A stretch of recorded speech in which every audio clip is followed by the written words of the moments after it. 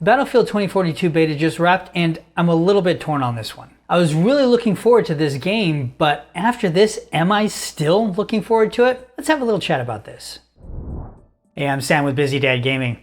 I help busy dads figure out what Xbox games to play so they can relax and go back to their families recharged. Now, I haven't been that big into Battlefield in quite a few years. I'm not big on historical timepieces, so I ended up skipping a couple of those Battlefield titles. I did play them, but they just didn't really do it for me. And it's actually the same reason why I'm skipping, well, I should say part of the reason why I'm skipping Vanguard as well. But when it was announced that Battlefield 2042 was going to the near future, it was going to have some pretty cool mechanics, I got excited. But the real question is, did the beta do enough to keep me excited, or did it have the exact opposite effect? Now, for reference, I played this on an Xbox Series X and PC, and it was also mentioned by EA that this build of the game was a few months old. I don't know how much I believe that based upon previous reports, but let's give them the benefit of the doubt on this one. Now, ultimately with the Series X and the PC, I wanted to see what the absolute best this game could deliver.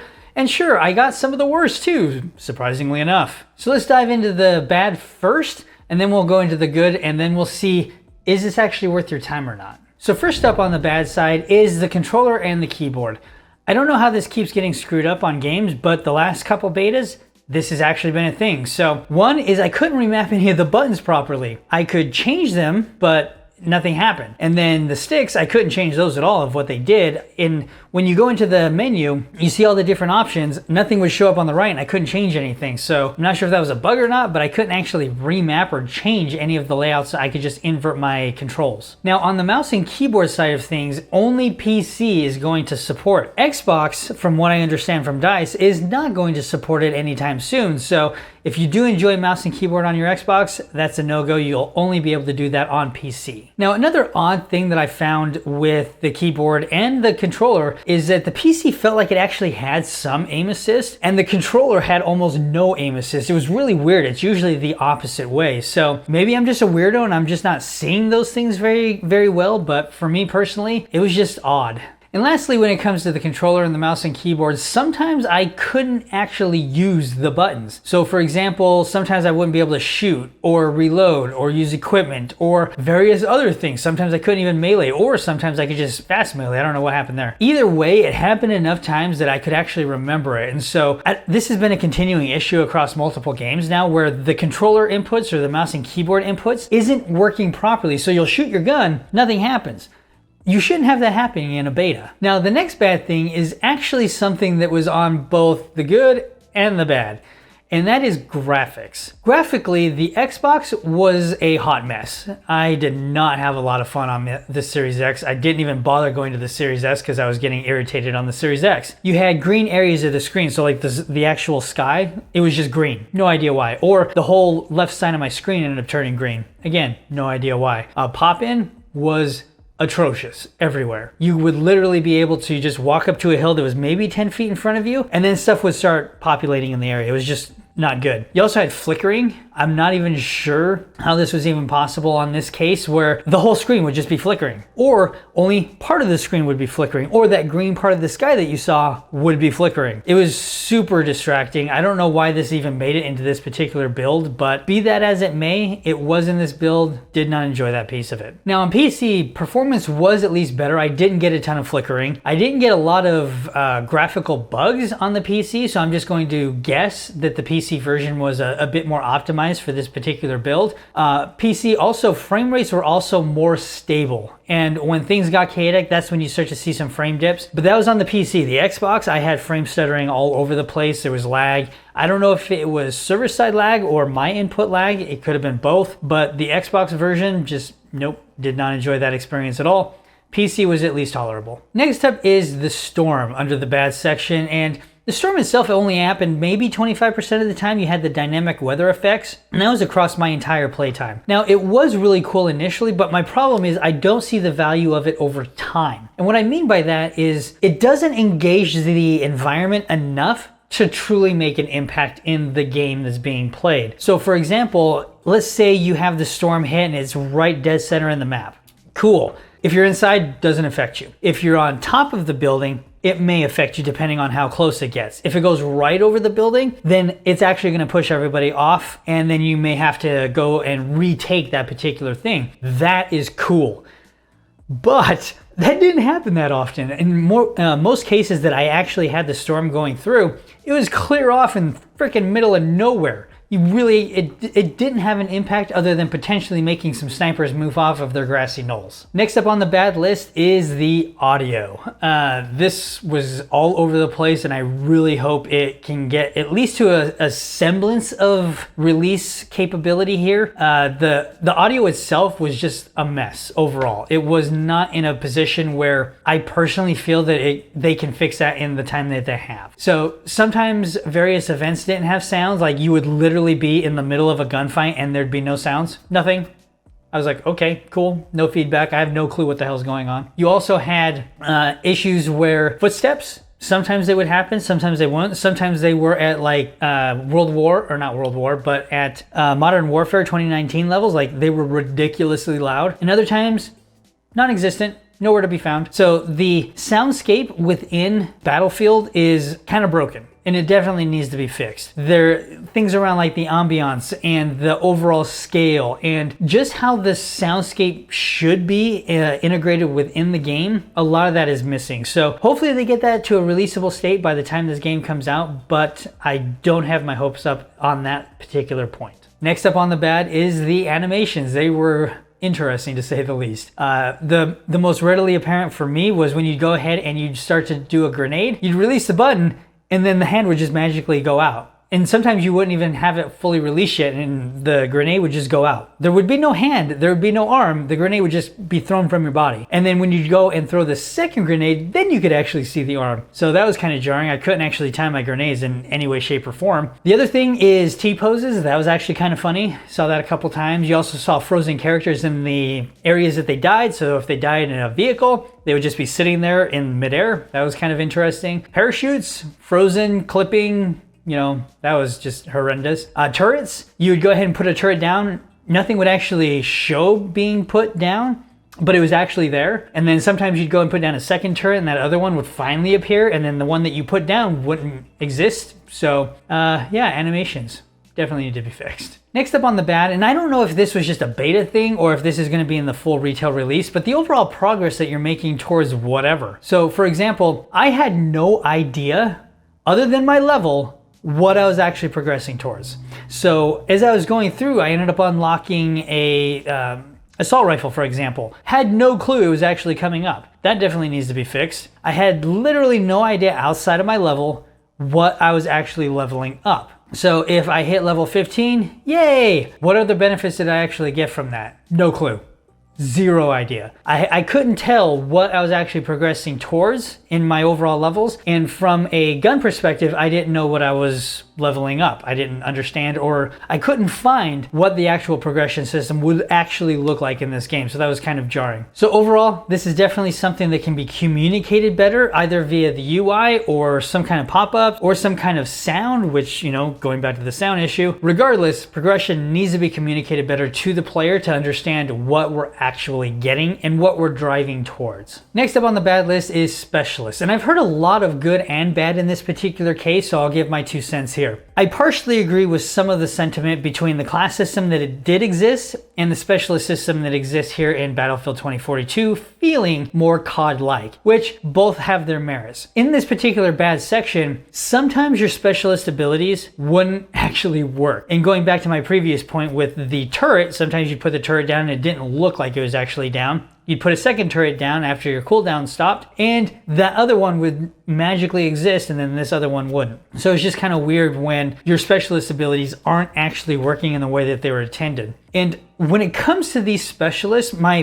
biggest problem with them is I don't mind having a specialist. I enjoyed the ability, and we'll get into this in the good section a little bit more, but I enjoyed having the mix and match style of what these brought to the table. What I did not like with these specialists is how few of them there were. Now, I do hope as we continue moving forward with this game that those specialists do actually expand and there's more at retail launch. We'll see if that actually happens or not. But there wasn't enough variety within the specialists to really A, differentiate them, and then two, if you didn't have actual, blue team and red team, so to speak, like the ability to identify enemy players was already extremely difficult. And add this on top of it where you had, in this case, like 100 people in the assault specialist running around, it was really difficult to know who was a friendly and who wasn't. The other really big piece about the specialists is some of those specialists just did not get any love. So like the medic specialist, for example, most people I found that were using a medic class was more so from a COD perspective, where if they were taking damage, they can go ahead and get that healing gun, shoot themselves up, get back into that fight. They weren't actually using the defibs on most people. So I know that's only a small subset potentially, but that's what I experienced in the games that I played. Really, if you ended up going down at this particular point in that beta, you might as well just redeploy because you ain't getting back up. Now, the last thing in the bad section is, why is this even a thing in a beta? So first up, we have no teams. Why in the Sam hell is everyone on the same team? Like, everybody looks the same. Why is that even a thing in a beta? I just don't get it. Vanguard did the same thing at this. At least in Halo, for example, you can go ahead and outfit it where the enemy players, you can have a hue around them that differentiates them from your team. Why is it even a thing? Second up on this list is weapon mods having to be chosen every time after a death. Yes, this was a glitch. I ran into this glitch multiple times, and with games lasting anywhere between 20 and 30 minutes, having to do this every single time you die is horrible. Why is this even a glitch? How is this even a glitch? Definitely needs to get fixed, but this leads me into the third one. I never actually got the recon drone to work. Like, not even once. So if you pick the recon specialist, he has the drone, you go ahead, you hit the thing to pull it up, and typically what should happen is the drone ends up being deployed, and then you can start, tagging people. I couldn't get the thing to actually deploy. I'd pull up the little laptop thing, and then nothing would happen. I was like, okay. Can I have my drone back? Next up was the bunny hop glitch, and SkillUp actually put a nice video montage of this one. So if you're really interested in that, I definitely suggest go checking that out after this. But last, why is it so difficult to know who is doing what? And what I mean by this is on your own team, you can actually see what specialists they are. Cool. I love that. I love being communicated with in a meaningful way. Now for the other 60-ish people that are there, what do they do and why do they do it? Now, for example, if I go down and I call for a revive, I would like to see all the different medics in my general vicinity that potentially could help me. That is useful. Or if I ask for ammo, who are all the assault people that have ammo packs that potentially could drop me ammo? The communication in this game so far has been very lacking. I have no progression. I don't have communication with my squad. I don't have communication with the team at large. I don't know how this game is actually going to go at retail. And these are things I have genuine concerns about because they are fundamental gameplay issues. And it's not something that you're going to do in a relatively short timeline. Now, again, being a beta, being an old build, there is the potential that they held a lot of this stuff back. So again, benefit of the doubt there, but communication with the player during this beta, just from the overall sense of the game, was severely lacking in my perspective, and is something that definitely needs to get fixed that is impacting me negatively. Okay, now after that little mini tirade, let's go into the good things. First up is graphics, and graphically this game really did look beautiful when it worked. Now on the Xbox, you were looking at it was a hot mess. You had the glitches, you had the pop-in, you had the flickering screens. There was a lot of issues with it. But when it ran really well and it looked beautiful. And the same goes for the PC version, except it was a lot more stable in my personal opinion. So overall, graphically, the game looked fantastic. I really enjoyed it. The dynamic weather was actually pretty cool too. Initially, I don't really care about the storm over a longer period of time, but the dynamic weather was actually pretty cool. It would also be really cool if they ended up adding something in there that also added like fog or different things of that nature that also impacted overall gameplay. But the graphics in general, the frame rate, the resolution, everything, especially on PC, looked fantastic. Really enjoyed how this game looked. Next up on the good section is a specialist, and that was in the bad and it is in the good. And now from the good perspective, I actually enjoyed the ability to mix and match the different things. So I could have a medic specialist, I could have an assault package, and I could use an ammo pack if I wanted to. It allowed me the flexibility to kind of, as it was mentioned before, codify the overall loadout that I wanted to build and that I wanted to run, that I would have the most fun doing. So I really enjoyed that. Overall, the specialist I think is a fun addition to the overall sandbox, but like I mentioned in the bad, there are some things that need to be fixed for that to make this a really potentially good system, but only time will really tell on that one. And lastly, on the good section is the gunplay. Now the game itself is only going to be as fun as the gunplay itself, because you know, you're shooting things. Now the gunplay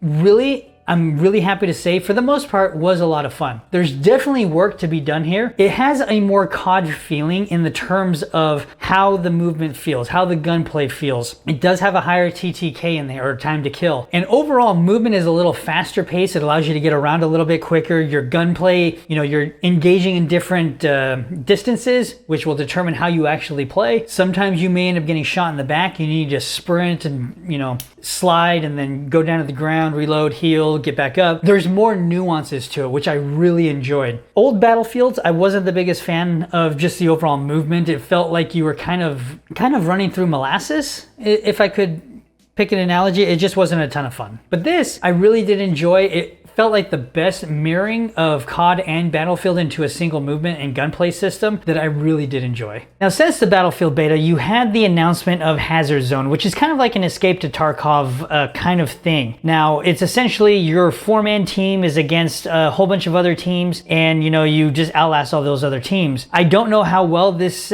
mode is going to interact. I haven't had a chance to play it at all, so I have no real idea yet, but from a beta perspective, those were my thoughts on it. I'm really curious to see how Hazard Zone comes out, but we'll kind of just have, again, wait and see.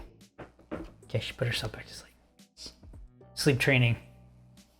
Definitely an interesting experience. Now, coming at this from a dad's perspective, is this a game that I'm going to pre-order?